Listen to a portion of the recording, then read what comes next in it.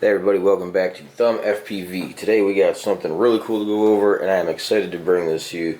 I've been seeing a couple videos of it, and I've been waiting to get it, but yet it is finally arrived. Here it is. This is the Betafpv SMO 4K ultralight camera for FPV drones. It's finally arrived today. The first thing we're going to do, we're going to get this open, and we're going to check out exactly what it is inside. So right up front, get this thing open here. We have the SMO 4K. Now, I've heard this compared to the naked version of the GoPro. Let's see exactly what's going on. If there's anything that we can read on the outside of the box first, I don't see anything. It's from China. 4K wide angle, flow state stabilization, does HDR, photo and video, and it only weighs 30 grams, so that's a plus.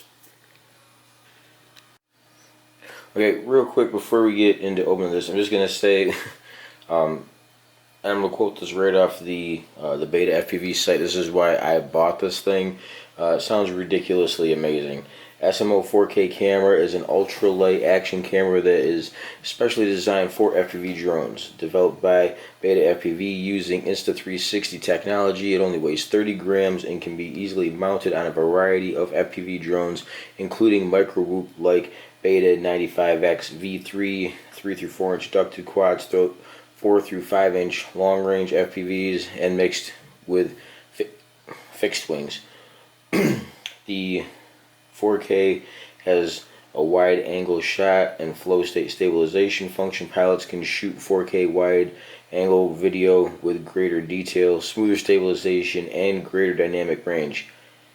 Now, I'm going to skip over something and just get to exactly what I was looking for here. It is support using the radio transmitter to control SMO 4K camera on power on off and start stop recording remotely to make it more conveniently able to operate through your TX. Now that's friggin' sweet. That's something that somebody should have thought of a long time ago. This is awesome. Okay, now we're going to open the box. Okay, so here we go. Take real quick and get this open.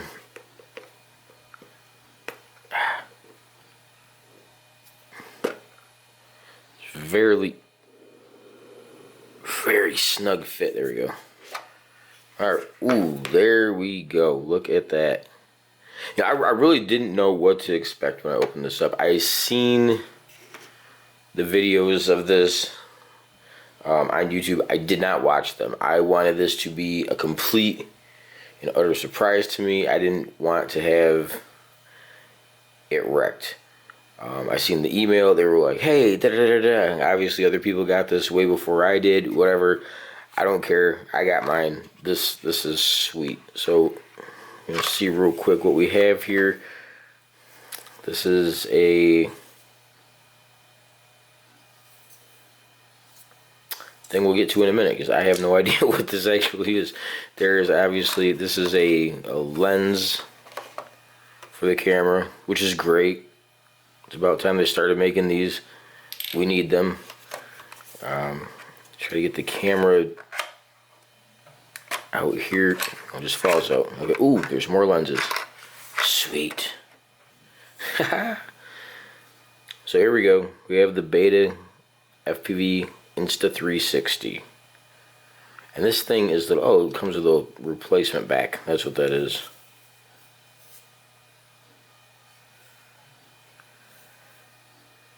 No, that is not a replacement. This has a holder for a camera, different mounts. So this would be for if you have the TPU version of the mounter for it. This would be if you have something different. This is really, this thing is little. This is tiny. It doesn't even feel like 30 grams. It feels around 20. But anyway, so we get the other lens out here.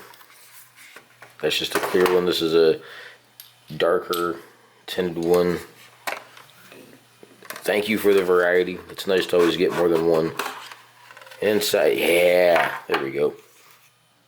The wiring is, like I said, the main key feature that I was so interested in on this is the fact that this does have the ability to be soldered into one of your UARTs, which gives it switch control from your TX. So hardware, lenses, replacement back. It does come with a screwdriver. Whatever, we all got 100 of those. And they're all junk. Betafpv card. I don't know what that's for. Support. SMO 4K camera. Alright, so there is that. That is everything that is in the box. Okay, so in the main physical attributes of this, the top we have here on the, hold it like this if you're holding it. The top right hand side is the power button. Next to it is the record. Your micro SD slot is here on the side. This is the 4K wide lens. You have a status indicator here, located right above the plug for the camera. Also have the fixed hole on this, and this doubles back here. This vented area here on the bottom left side is the speaker.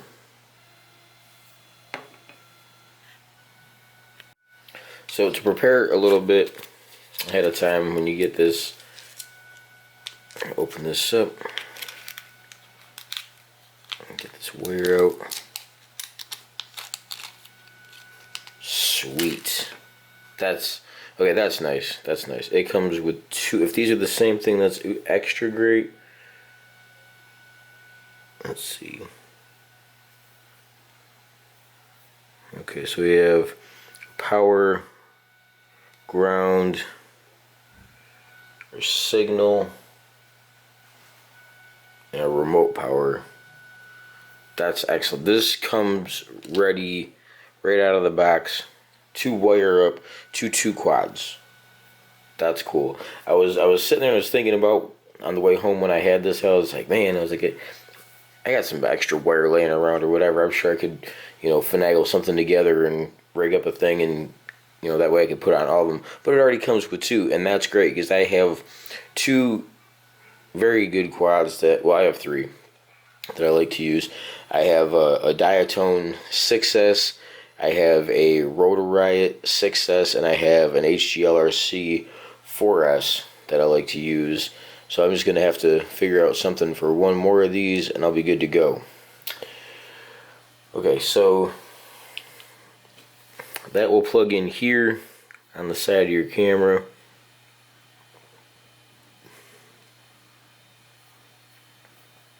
Do not bend the pins. Nice and secure like so. After you have this wired up to your quad, and then you can position it at the front of it however you want it.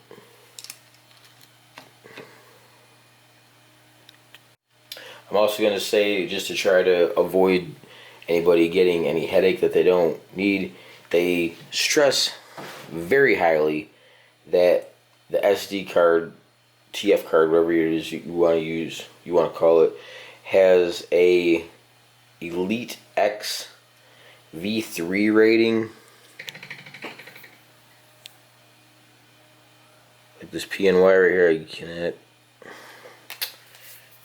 Damn camera.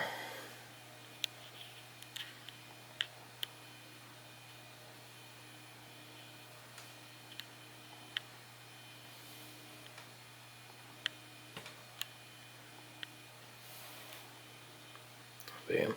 You can barely see it, but on the side there it says Elite 1 V30.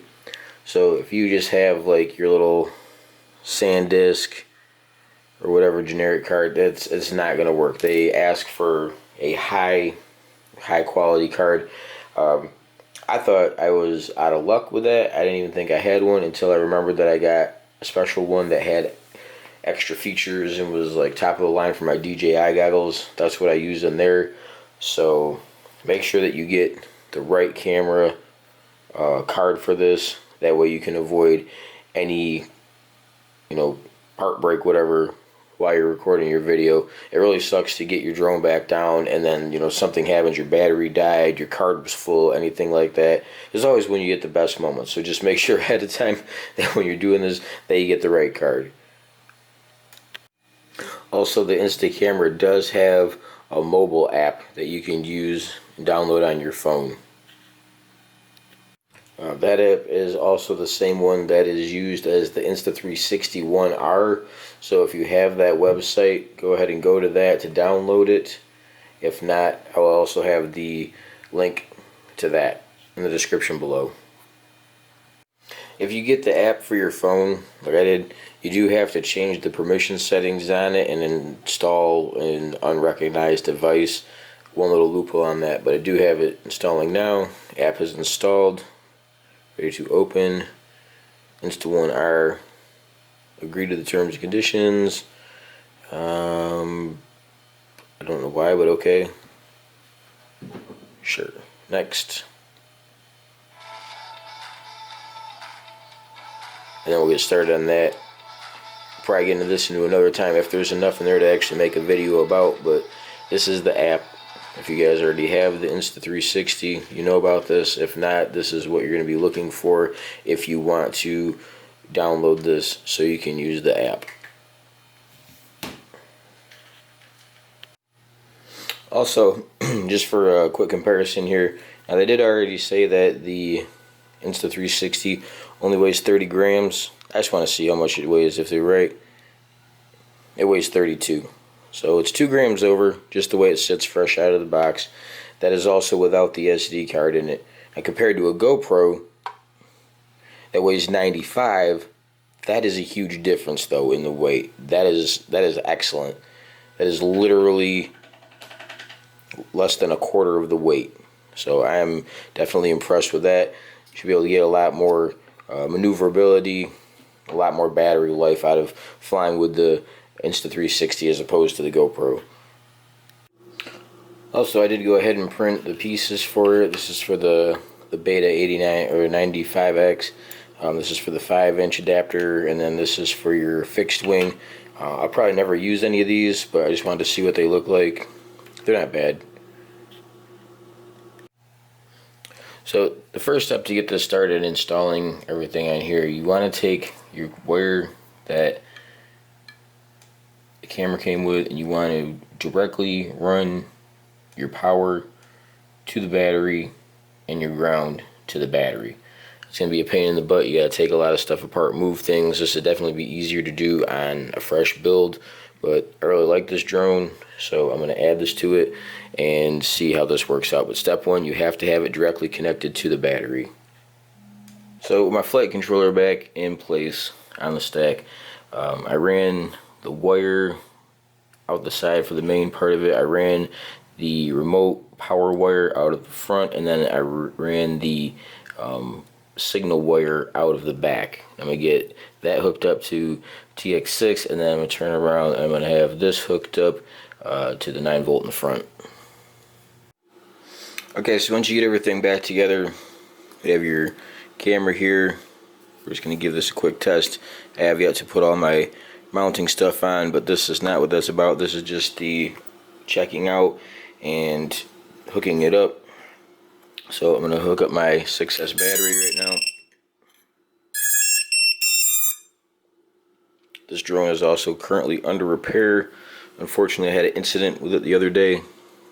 But just to check this out real quick, once everything is on, you simply hold this down. And boom. It does flash a couple times.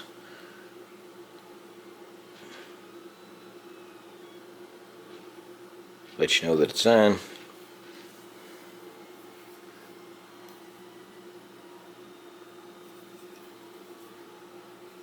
So there it is. This is your SMO Insta360 camera installed, ready to go. I have yet to get this thing out and have a look at it for the footage, but I'll definitely be having a video of that coming up soon. Thanks for watching. You got any questions or anything like that, let me know in the comments below. Now, when you hook this up, you are going to have to do some resourcing of your UARTs, probably. Not always, but more than likely you're going to have to. I'm not going to go through the steps on what it did to mine. I just showed you how to do it. You have to hook a TX or your yellow wire up to a TX. You have your backup power wire. You have to hook that up and then run your power and ground wires directly to the battery where it solders in on the bottom of your ESC. And that should do it for you. I hope you guys like this video. I have another one up soon. Thanks for watching. Have a good one.